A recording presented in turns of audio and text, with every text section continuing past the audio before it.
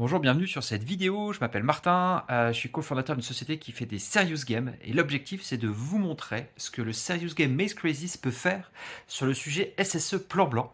Et pour ça, on a le témoignage de Zora Raledovi, qui est responsable adjointe du CESU 83, qui l'a déployé. On a fait des visios où elle a expliqué son retour d'expérience et l'objectif c'est de vous partager ces visios. Donc je laisse Zora s'introduire. Je suis le docteur Allé de Visora, je suis la responsable adjointe du CESU 83, donc celui de Toulon. Alors une des questions qui a été posée, c'est dans quel contexte a été déployé le jeu, et voilà le retour de Zora.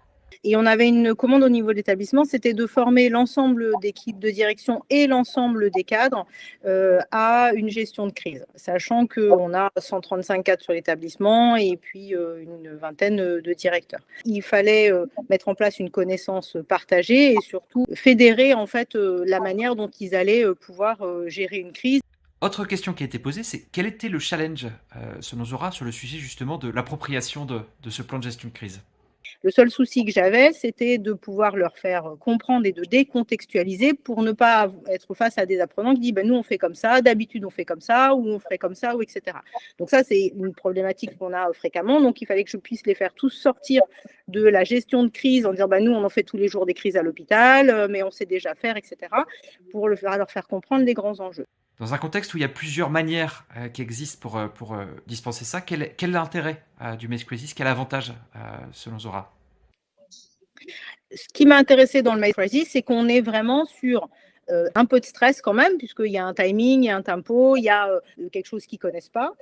Il y a une notion de rôle et des 5 rôles principaux d'une cellule de crise et en fonction de s'ils maintiennent le rôle, s'ils ne le maintiennent pas, qui prend la décision, qui communique avec l'extérieur, avec l'intérieur, qui va gérer le temps, qui va prendre les notes, le secrétariat de cellule de crise, etc., qui nous permettait en fait de mettre là-dessus les connaissances théoriques qu'on leur avait apprises un peu avant. Donc c'était intéressant parce qu'on retrouvait à peu près voilà, ce qu'on attendait.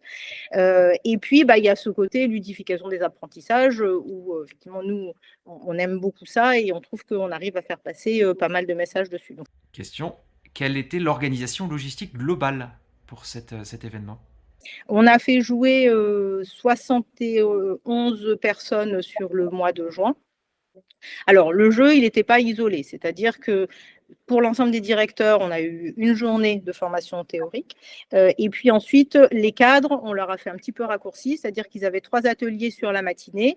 Un tiers faisait la simulation Maze Crisis, après ils tournaient. Hein. Une autre partie, on a fait du facteur humain. Et puis la troisième partie, une connaissance partagée du plan blanc. Quels ont été les commentaires et retours suite à cette activité? Il y avait, et dans les commentaires et les retours que j'ai eus, la ludification a été efficace. Ça permet de rendre la formation dynamique, parce que ça peut quand même être un petit peu rasoir parfois. Ça a permis, j'ai eu un retour encore la semaine dernière, de dire effectivement, on a bien compris que les rôles étaient importants et qu'on n'arrivait pas au bout du jeu. Et ça s'est vu, c'est-à-dire que le seul groupe qui est arrivé au bout du jeu dans le délai sans mourir de manière intermédiaire est le groupe qui a maintenu ses rôles. Donc ça reste important. Et derrière, en fait, l'enjeu, c'était de recontextualiser, c'est-à-dire quand on fait le débriefing, donc le briefing, l'atelier, et quand on faisait le débriefing, de remettre ça en parallèle avec la réalité et comment ça doit se faire dans une activité professionnelle de gestion de crise. Donc, Alors dernière question, quel est le concept du jeu? Qu'est-ce qu'il y a concrètement derrière? Pour ça, il y a Stéphane, collaborateur d'Urban Gaming, qui va vous le présenter. On va avoir donc tous les petits carrés avec des lettres qui sont des salles au sein du labyrinthe qui ont des spécificités chacune. Et on a des rôles qui sont distribués, donc là qui sont représentés par les petites cartes en bas ou en haut avec les différents rôles du responsable de crise, du responsable de communication, du responsable des règles qui va être un petit peu le gardien des consignes, voilà, le timekeeper, etc. Et sur la droite, vous pouvez voir les 2 documents, donc format A4 simple, qui sont donc des documents qui permettent de consigner toutes les décisions qui ont été prises pendant le jeu, lors de l'avancée, les moments où on va avoir le directeur de crise qui va trancher s'il y a une décision conflictuelle. Et donc tout ça, ça doit être noté, évidemment, pour faire un point de communication au milieu du jeu et à la fin du jeu, pour que les équipes puissent annoncer un petit peu les étapes et leur choix et les justifier. Et pour rentrer un petit peu dans le détail du jeu, les participants vont avoir accès à des règles du labyrinthe au début qui leur disent, par exemple, vous devez aller dans une pièce rouge toutes les 3 heures. pour récupérer de l'oxygène. Vous devez aller dans une pièce verte avant la 9e heure pour avoir une immunité aux radiations.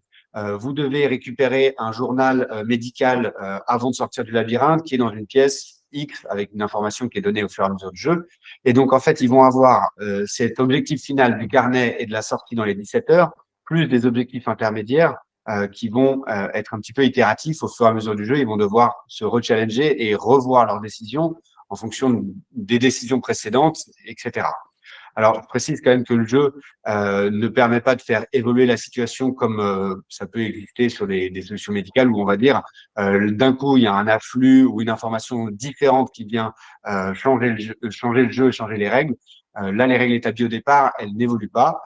Mais par contre, la situation évolue, donc il faut, avec ces règles, faire évoluer les décisions.